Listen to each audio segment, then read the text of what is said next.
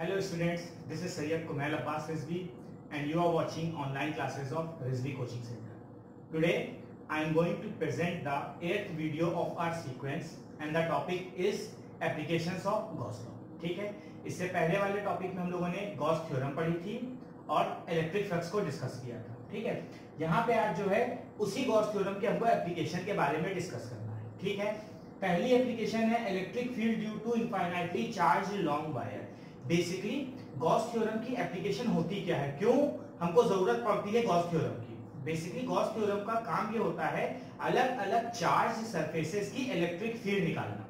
Gauss theorem हमारी help करती है अलग अलग चार्ज सरफेसेस की इलेक्ट्रिक फील्ड निकालने में. और यहाँ पे हमारा कैसा चार्ज सरफेस है, इनफाइनाइटली चार्ज्ड लॉन्ग वायर है हमारे पास. ठीक है, अब कैसे स्टार्ट करेंगे, यहाँ पे हम लोग, सबको हेडिंग दिख रही है, तो इसी हेडिंग में सबसे पहले डिस्कशन जो होगा स्टार्ट होगा हमारा डायग्राम से. ठीक है, तो सबसे पहले let us draw the diagram. ये पूरा रिमूव कर रहे हैं बिकॉज हेडिंग सिर्फ आपको इंट्रोड्यूस कराने के लिए था. अब यहाँ पे हम सबसे पहले बनाएंगे डायग्राम, क्योंकि ये कह रहा है इनफाइनाइटली चार्ज लॉन्ग वायर है. ठीक है, तो हम क्या करते हैं, एक लॉन्ग वायर बनाते हैं ताकि आप लोग को अच्छे से दिखे भी हो. ठीक है, अब इनफाइनाइटली चार्ज है तो इस तरफ भी वी कैन कंसीडर इंफिनिटी और इस तरफ भी वी कैन कंसीडर इंफिनिटी. पूरा का पूरा वायर जो है हमारा पॉजिटिवली चार्ज है. सबको दिख रहा है पूरा का पूरा वायर कैसा है, पॉजिटिवली चार्ज है. चलिए इतनी बात हो गई. अब कोई भी चार्ज बॉडी है तो उससे कुछ ना कुछ इलेक्ट्रिक फील्ड लाइंस ड्रॉ हो सकती हैं. जैसे कि एक पॉइंट चार्ज होता है, पॉइंट चार्ज में क्या होता है, इलेक्ट्रिक फील्ड लाइंस जो निकलती हैं वो आउटवर्ड्स निकलती हैं.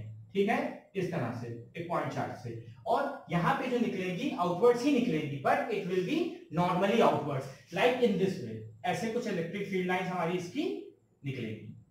और ये चीज क्योंकि वायर का शेप जैसा, वायर का जो शेप होता है बेसिकली वो एक 3D शेप होता है. It is just like a cylinder. ठीक है, जैसे कि मैं पेन हाथ में पकड़े हूं, मार्कर है ये, it has also a cylindrical shape. Wire का भी शेप कुछ ऐसा ही होता है. The only difference is this कि वायर पतला होता है. अगर हम नॉर्मली भाई एक वायर को पतला ही मानते हैं, सबने तार देखा है, लेकिन उसका शेप सिलेंड्रिकल ही होता है. तो आप ऐसे एज्यूम करिए जो इलेक्ट्रिक फील्ड लाइंस इसमें निकल रही हैं वो सिर्फ ऐसे ऐसे नहीं है, वो ऐसे भी हैं, वो ऐसे भी बाहर आ रही हैं. मतलब from every point they are coming perpendicularly outwards. ठीक है, ये बात हम इसलिए डिटेल में डिस्कस कर रहे हैं because now we are going to draw the Gaussian surface. अब गॉसियन सरफेस क्या होती है, अभी मैंने कहा इसका जो इलेक्ट्रिक फील्ड लाइन निकलनी है वो चारों तरफ इस तरह से निकल रही है. तो इसका जो गॉसियन सरफेस तैयार होता है वो एक सिलेंड्रिकल सरफेस तैयार होता है. ठीक है, इसीलिए ये बात मैं कर रहा था पेन से रिलेटेड लेकर. ठीक है, तो यहाँ पे देखिए आपको जो एक मिल रहा है गॉसियन सरफेस हमने ड्रॉ कर ली और वो शेप देखने में कैसा है, सिलेंड्रिकल है. अब ये इलेक्ट्रिक फील्ड लाइंस को हटाए दे रहे हैं बिकॉज इनका कोई खास अभी यूज नहीं है. जिसका यूज होगा वो ड्रॉ कर लेंगे ताकि हमारा डायग्राम क्लियर दिखे. इस वजह से इलेक्ट्रिक फील्ड लाइन जितनी भी हैं उनको हम रिमूव कर दे रहे हैं. ठीक है, जो जरूरत पड़ेगी उसको ड्रॉ कर लेंगे. ठीक है, अब यहाँ पे हमको मेन बात आती है, हमारा गॉसियन सरफेस ड्रॉ किया. अब सिलेंड्रिकल सरफेस में वी हैव, अगर आप लोग ध्यान दिए तो एक अपर रीजन है, एक ऊपर सरफेस एरिया है, एक नीचे सरफेस एरिया है और एक चारों तरफ सरफेस एरिया है. वी हैव 3 सरफेस एरिया जहां से इलेक्ट्रिक फील्ड लाइंस हमारी कंसीडर हो रही हैं. ठीक है, तो इसको हमने मान लिया 1, इसको मान लिया 2 और ये वाला जो ऐसे है चारों तरफ है कर्व सरफेस उसको मान लिया 3. सब पे अब हम एक एक डीए ले लेंगे. डीए मतलब स्मॉलेस्ट एरिया जो हम गॉस थ्योरम में भी कंसीडर करते थे. तो इस वाले का भी एक डीए ले लिया, एक ऊपर ले लेंगे और एक नीचे ले लेंगे. देखिए इलेक्ट्रिक फील्ड लाइंस हमने बाहर आया परपेंडिकुलरली आउटवर्ड्स है. एरिया वेक्टर अगर हम इसके लिए ड्रॉ करें वो भी आउटवर्ड्स होता है, ये बात आप लोग बहुत अच्छे से जानते हो. अब ऊपर अगर हम एक एरिया ले लें, हमने ऊपर एक एरिया ले लिया. ठीक है, तो वहां पे अगर हम इलेक्ट्रिक फील्ड लाइन देखें तो ऐसी होगी और एरिया कैसा होगा, परपेंडिकुलरली आउटवर्ड्स होगा. तो they will form angle 90 degree. ऊपर वाला यहाँ पे तो ठीक है, यहाँ पे थीटा हमारा कितना बन रहा था, 0 डिग्री बन रहा है. वहां पे कितना एंगल बन रहा है, थीटा बन रहा है अपना यहाँ पे 90 डिग्री. ऐसे ही खेल यहाँ पे होगा. अगर हम यहाँ पे सरफेस एरिया ले लें तो उसका डीए क्या होगा, परपेंडिकुलरली आउटवर्ड्स, और इलेक्ट्रिक फील्ड लाइंस तो हमको पता ही है इस तरफ है.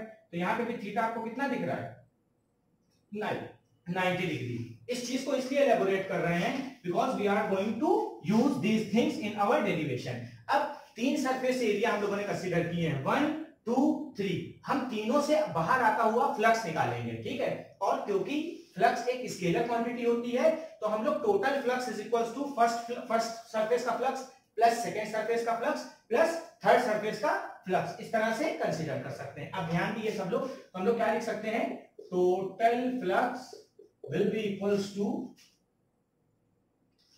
5 मान लिया टोटल फ्लक्स को, it will be 5-1 plus 5-2 plus 5-3। ठीक है, अब सबको पता है फ्लक्स का फॉर्मूला क्या होता है, ठीक है, close surface integral of EDA. तो वही हम तीनों के लिए लगाएंगे। ठीक है, पहले वाले के लिए ईडीए cos 90 हो जाएगा। मैंने आपको डायग्राम में बता दिए बात कि पहले सरफेस पे एरिया वेक्टर और इलेक्ट्रिक फील्ड वाले के बीच में एंगल 90 डिग्री है। दूसरे वाले के साथ भी कुछ ऐसा ही हो रहा है, close surface integral of EDA cos 90, find the third surface we have, in that thing we will get angle 0, EDA cos 0।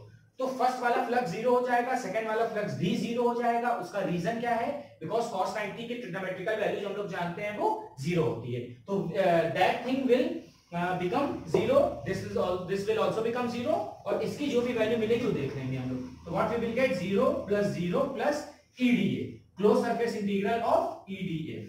अच्छा, अगर लेफ्ट साइड की बात करें, लेफ्ट साइड पे फ्लक्स का फॉर्मूला लिखा हुआ था। अगर हम चाहें तो यहाँ पे गॉस लॉ का यूज कर सकते हैं। गॉस लॉ क्या होता है, 1/ε0 टाइम्स नेट चार्ज, ठीक है, या electric flux through any close surface is equals to 1/ε0 times net charge. ये हमने लेफ्ट हैंड साइड में कर लिया। ठीक है, अब आप लोग को सब चीजें दिख रही हैं। दो फ्लक्स 0 हो गए, तीसरा ये रहा, लेफ्ट साइड में ये आ गया। तो घुमा फिरा के कुछ ऐसा सिस्टम बना है, close surface integral of E D A. अब इसी को आगे कंटिन्यू करेंगे, यहां तक हमें नहीं लगता कोई प्रॉब्लम है इसको समझने में। ठीक है, इसी स्टेप को ऊपर से इसको थोड़ा सा रफ कर रहे हैं और वहीं से इस स्टेप से हम लोग अपना डेरिवेशन को आगे कंटिन्यूएशन में लेंगे। वीडियो के साथ आपके नोट्स अटैच होंगे, तो आप लोग उससे भी हेल्प ले सकते हो, ताकि रेगुलर वीडियोस के आपके पास नोट्स जो हैं वो आते रहे। अब इस स्टेप को ऊपर देखिए आप लोग, Q/ε0 तो ठीक है, वो अपनी जगह पर है। अब E, because E is constant, भाई चारों तरफ इलेक्ट्रिक फील्ड एक ही जैसे तो निकल रही है उस चार्ज वायर से। ठीक है, तो अब अंदर बचा खाली आपका क्लोज सरफेस एरिया का इंटीग्रल। ठीक है, क्लोज सरफेस इंटीग्रल ऑफ ये डीए। अब क्योंकि फर्स्ट टू सरफेस को तो कंसीडर ही नहीं किया गया, बचा ये वाला सरफेस। हम बार बार कह रहे थे जो थर्ड डीए लिया गया वो कहां लिया गया, उसके कर्व पर लिया गया है। तो अगर हम इसको मतलब इंटीग्रेट करें तो इस एरिया से जो हमको फाइनल एरिया मिलेगा वो क्या मिलेगा, curved surface area of cylinder. ठीक है, अब क्योंकि curved surface area of cylinder बात आ रही है तो उसका फॉर्मूला होता है 2πRh। ठीक है, तो जो भी हमने गॉसियन सरफेस यहाँ पे ली है, देखिए सब लोग, तो उसकी हम लोग लेंथ एज्यूम कर सकते हैं। We can assume its length BL, and ये जो डिस्टेंस आपकी आ रही है, मतलब जो भी आपने डीए की डिस्टेंस ली है या जो भी, वो उसकी स्मॉल r कंसीडर कर सकते हैं, जो कि सिलेंडर की रेडियस की तरह भी यहाँ पे ट्रीट होगी। तो फॉर्मूले में हम उसको स्मॉल r की तरह ही यूज करेंगे। तो व्हाट वी विल गेट, इसको इंटीग्रेट करने पे हमको मिलेगा 2πRL, और 2πRL क्या होता है, curved surface area of cylinder. ठीक है, अब E को सब्जेक्ट बनाएंगे, बाकी सबको नीचे भेज देंगे। What we will get, Q/2πr/ε0L। इसको हम लोग इक्वेशन नंबर 1 बना के यहाँ पे पॉज ले रहे हैं। ठीक है, बिकॉज अब जो यहाँ पे सारा खेल जो है इस Q पर है। ठीक है, इस Q का कुछ यूज होने वाला है।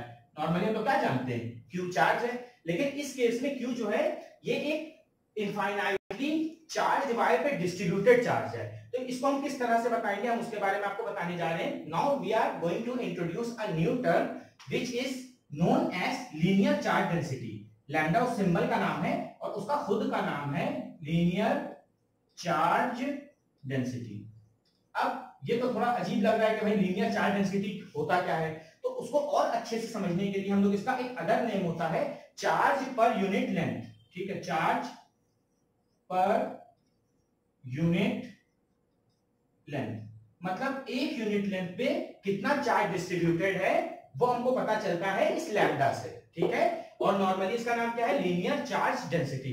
तो अगर हम लोग इसको न्यूमेरिकली देखें, ठीक है, ये तो सबको समझ में आ गया लीनियर चार्ज डेंसिटी क्या होता है, किस तरह से करेंगे। तो अगर हम लोग उसको न्यूमेरिकली देखें उस लैम्डा को, तो डेफिनेशन ये कहती है कि lambda equals to charge per unit length. Lambda is equals to charge per unit length. अब इस लेंथ को ऊपर भेज दो क्रॉस मल्टीप्लाई करके, तो क्यू की वैल्यू हमें क्या मिल जाएगी, lambda L. Now we are going to put this value of small q in our equation number 1, इसीलिए यहाँ पे इसको हमने पॉज लिया था। what we are going to do, we are going to put this q equals to lambda l in this equation। ठीक है, चलिए पुट करके देख भी लेते हैं, वापस समझिए हम अपनी इक्वेशन नंबर 1 में आ गए। ठीक है, यहाँ पे हमने क्या किया, q की जगह क्या पुट कर लिया, lambda l upon 2 pi r epsilon naught L, L से एल तो कैंसिल कर दिया। अब अपने पास क्या बचा, ई का फाइनल फॉर्मूला बच गया जो कि क्या है, lambda upon 2 pi r epsilon not.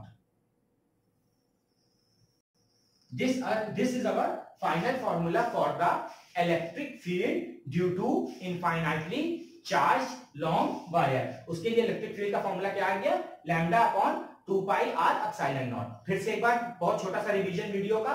सबसे पहले हम लोगों ने क्या किया, एक इनफाइनाइटली चार्ज वायर लिया लंबा सा, ठीक है, क्योंकि चार्ज वायर है तो जितनी भी इलेक्ट्रिक फील्ड थी वो परपेंडिकुलरली आउटवर्ड्स थी और चारों तरफ थी। जैसे ये है तो इसके हर तरफ से बाहर निकल रही थी, तो उसका गॉसियन सरफेस एक सिलेंडर बना।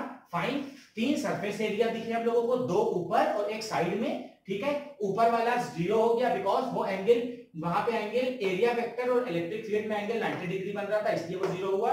नीचे भी वही चीज हुआ कि एरिया वेक्टर और इलेक्ट्रिक फील्ड में 90 डिग्री का एंगल था, इसलिए वो 0 हुआ। थर्ड के साथ हमने अपनी कहानी को आगे बढ़ाया और बाद में क्यू की जगह हमने उस डिविजन में लैम्डा एल रखा और सॉल्व करके ये फॉर्मूला बना दिया, ठीक है। अब यहां से एक छोटा सा कंफ्यूजन ये निकलता है कि जो ई है आपका वो इनवर्सली प्रोपोर्शनल होता है आर के, ठीक है, जो डिस्टेंस है उसके इनवर्सली प्रोपोर्शनल होता है। तो अक्सर एक स्टेप में बस मैं इसका ग्राफ बता दूं क्योंकि ये अक्सर पूछ लिया जाता है, या बन के आ जाए आप पहचान ना पाओ तो वो बात ठीक नहीं है। तो ई और आर के बीच में अगर ग्राफ बनाया जाए तो इनवर्सली प्रोपोर्शनल वाला ग्राफ हम ड्रॉ कर लेते हैं। इस तरफ ई ले लिया, इस तरफ आर ले लिया, तो it is just like this, inversely proportional, because E घट रहा है तो आर बढ़ रहा है और अगर आर बढ़ रहा है तो ई घट रहा है। यही मतलब होता है किसी भी इनवर्सली प्रोपोर्शनल टर्म का। तो इसके साथ ये वीडियो खत्म होती हुई, जो भी चैनल पे नए हैं वो चैनल को सब्सक्राइब करें, बेल आइकन दबाएं और वीडियो अच्छी लगे तो वीडियो को लाइक करें। और एक और रिक्वेस्ट स्टूडेंट से ये है कि आप लोग पूरा वीडियो देखा करें, उससे कंसेप्ट भी क्लियर होगा और you will get the complete information. Last thing, जो भी नोट्स हैं वीडियो के वो डिस्क्रिप्शन में आपके अटैच है, उसका लिंक आप लोग देख सकते हैं उसको। Okay, in the next video I will discuss the second application of this Gauss theorem. Thank you, have a nice day.